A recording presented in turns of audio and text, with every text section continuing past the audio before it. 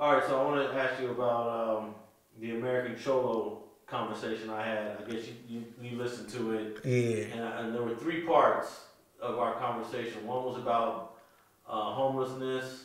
One was about me interviewing C-Mac. And then the main part, I guess, was about black and brown and who's responsible for the conflict, if it exists.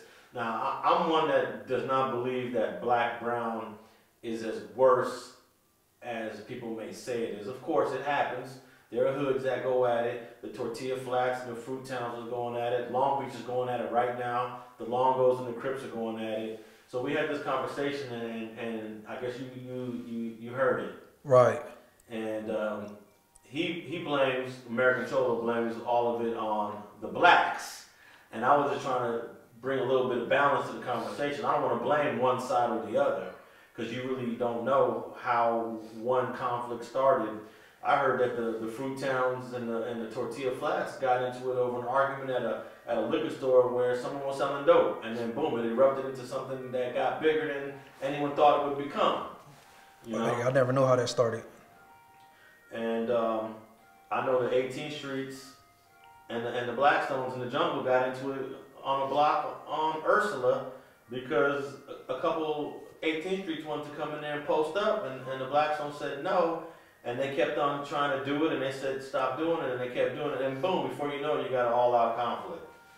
So I don't know who's to blame in these. What's your whole take on the black-brown conflict in certain parts of LA? Even Inglewood kind of dealt with it to a certain degree, right?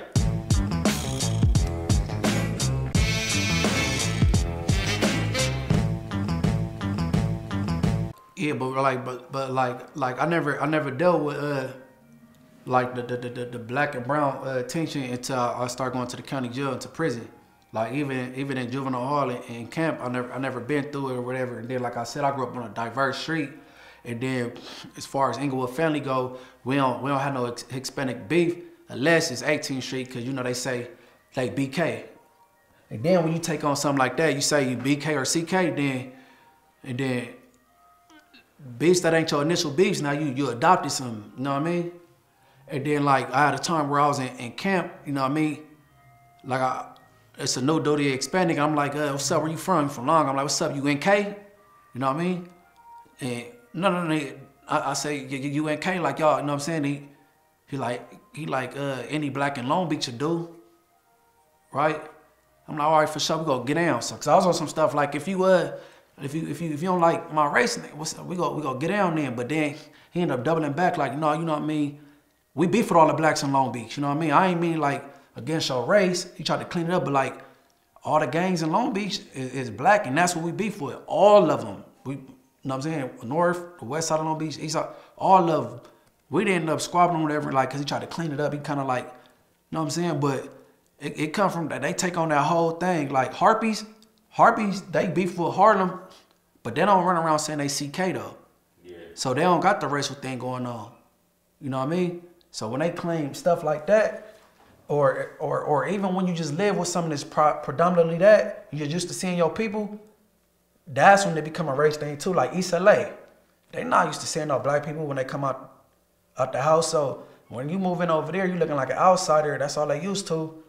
That's when it, you know what I mean? So like it's them hoods that's like that ain't used to grow up with blacks. They ain't go to elementary and shit like that. Them East LA hoods, you feel it coming from them, or them gangs that may be in the valley, San Fernando Valley and all that. You know what I mean?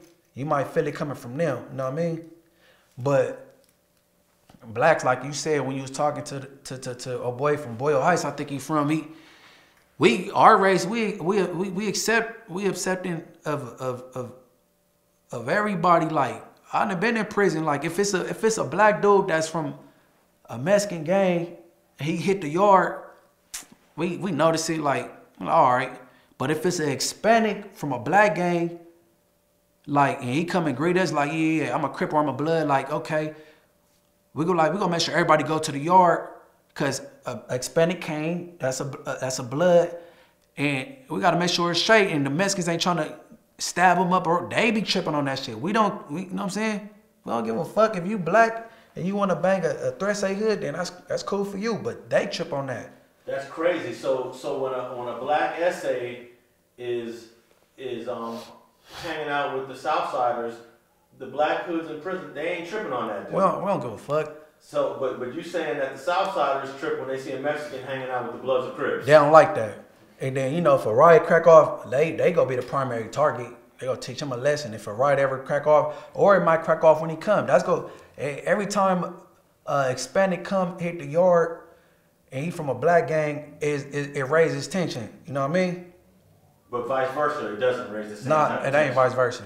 Okay, that's interesting because you basically you're presenting evidence that the tension is higher coming from the Southsiders, the Latinos, more so than it is coming from the blacks in the prison environment. Right. County jail, prison.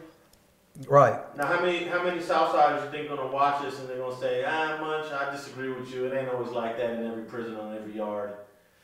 What do you think? I don't think none could disagree. No, I don't know for real, cause it ain't nothing I heard. You know what I mean? I watched this though, and then I got homies that's Hispanics that's Bloods. You know what I mean? I know. And then I done watched Hispanics coming in the dorm from 18th Street blacks from 18th Street or Largo, and he go over there. He go greet the Hispanics and let them know like where he from, and that be that. Like we don't give a fuck. You know what I mean? Yeah, it's over with then. Yeah, like okay, oh he ain't over here with us. You know what I mean? But that be that. Like we not tripping off that shit, but it don't be the same way coming from them. That's interesting. I'm almost certain that someone's going to disagree, but because there are a lot of prisons, there are 33 prisons, and each prison's got multiple yards. So, you know. All right, put it like this. If you in fire camp. Thanks for watching StreetTV.net. If you're not subscribed, please hit that button below and click the bell to receive alerts and notifications. Feel free to comment below so you can give us your feedback, and be sure to watch the 2 related episodes to the right. If you want to support this platform or follow us on social media, visit the links in the description. And thanks for watching StreetTV.net.